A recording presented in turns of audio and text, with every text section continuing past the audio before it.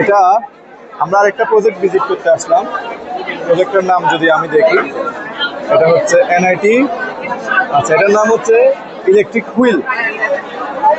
তো ওরা প্রথমবার হিসেবে খারাপ খারাপ না, এই যে এখানে আমরা দেখতে পাচ্ছি যে একটা ট্যাঙ্ক থেকে পানি পড়তেছে, এই যে ট্যাঙ্ক থেকে পানি পড়তেছে, আর ওই পানিটা দিয়ে একটা মোটর ঘুরে, আর ওই মোটর থেকে সে আসলে এই মোটরটা ঘুরানোর ফলে এখানে টারবাইনের মতো এনার্জি সঞ্চিত হয়, যার কারণে এটা দিয়ে হয়তো ইলেকট্রিসিটি চলে, এরকম কিছু একটা জিনিস।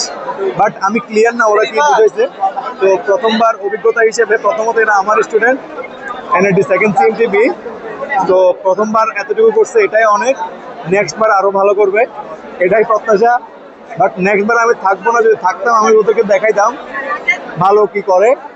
আচ্ছা, পাশাপাশি আমি যদি আরেকটা প্রজেক্ট দেখাই, এটা হচ্ছে আমার স্টুডেন্ট সাইমন। হ্যাঁ, ওদের সোলার ট্রেকিং সিস্টেম, বাট সবার আজকে কি জানি সমস্যা হয়ে গেছে, ওদের সোলার কোনো ট্র্যাক করতেছে না, আপাতত নষ্ট হয়ে গেছে। বাট এখানে সূর্যের আলো নাই, ট্র্যাকই বা করবে কিসে? আর সেটার জন্য করে না, এদিকে কারেন্ট ওভারফ্লো হওয়ার কারণে কি হয়ে গেছে, এই সাইডের সমস্যা হয়ে গেছে। কারেন্ট ওভারফ্লো হওয়ার কারণে ওদের, এই যে আমি যদি সোলার প্যানেলটা দেখাই, এই যে সেই সোলার প্যানেল, এটা দিয়ে আসলে কাজ করে। পাশাপাশি এখানে গরুর খামার, বাড়ি গাড়ি সব আসলে দোকান থেকে পাইছে, কিনে নিয়ে দিয়ে আসছে। এখানে ইনোভেটিভের কিছু আসলে আমি দেখতেছি না, যতটুকু ইনোভেটিভ ছিল ওটাই কাজ করতেছে না।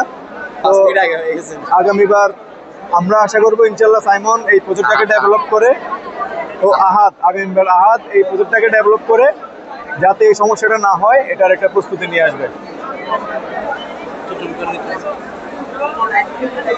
এটা সেকেন্ড সিএমটিবি এর আরেকটা প্রজেক্ট। এই প্রজেক্টের অথার হচ্ছে রাফি,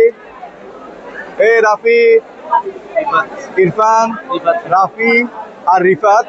ওরা অনেক কষ্ট করে রাত দিন 24 ঘন্টা পরিশ্রম করে যেটা আপনাদেরকে দেখাইছে, এটা আপনাদের সামনে দেখেন, কালার করারও টাইম পাই নাই।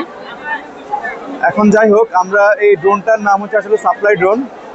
এটার আসলে কি কাজ আমাদেরকে এখন শর্টলি রিফাত বুঝাই বলবে। এই ড্রোনটা আসলে কি জন্য তৈরি করা হয়েছে, কি জন্য তৈরি করা হয়েছে, এটা আসলে রিফাত এখন বুঝাই বলবে। আসসালামু আলাইকুম ওয়া রাহমাতুল্লাহি ওয়া বারাকাতুহু।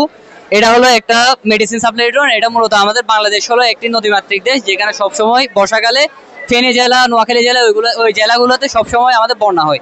তো আমরা ওই বন্যায় সবচেয়ে বেশি গরিব মানুষ, ওরা সবসময় ওইখানে আটকা পড়ে যায় এবং তাদের কাছে মেডিসিন পৌঁছানোটা সবচেয়ে কষ্টকর হয়ে যায়। তো আমাদের যে ড্রোনটা আছে, এই ড্রোনটার কাজ হলো ছোটখাটো যে মেডিসিনগুলো আছে, যেগুলো মানুষের সবচেয়ে প্রয়োজনীয় মেডিসিন, ওই মেডিসিনগুলো আমরা এই ড্রোনের মাধ্যমে তাদের কাছে খুব দ্রুত পৌঁছে দিতে পারবো।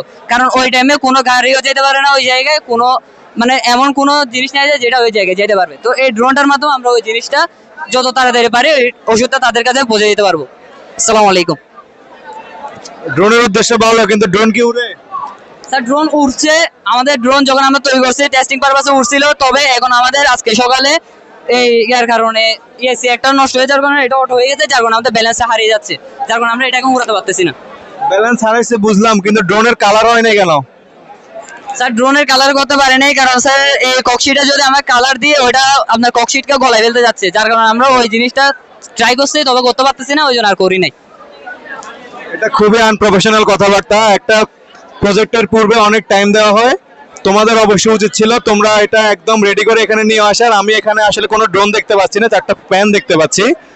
আর এটা এই যে আমি তুললে এটা উঠে যাবে, তো এটা কিভাবে একটা প্রজেক্টে শো করার মতো প্রজেক্টটা আমি আসলে জানি না। তা আমি আশাবাদী এই রিফাত, ইরফান আর হচ্ছে রাফি, সামনে তাকাও।